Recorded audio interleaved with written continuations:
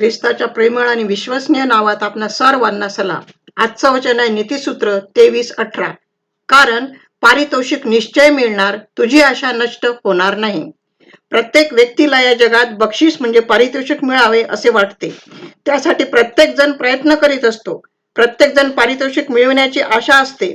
आम्हा ख्रिस्ती लोकांना तर फार मोठ्या पारितोषिकाची आशा आहे. आमचे पारितोषिक स्वर्गीय आहे. वेगवेगळ्या प्रकारचे मुकुट आम्हास मिळणार आहेत. शर्यतीत धावणाऱ्या प्रत्येक स्पर्धकाला पदकाची आशा असते. आम्ही जीवनाच्या स्पर्धेत धावत आहोत. आम्हा प्रत्येकाला पारितोषिक मिळणार याची आशा आहे.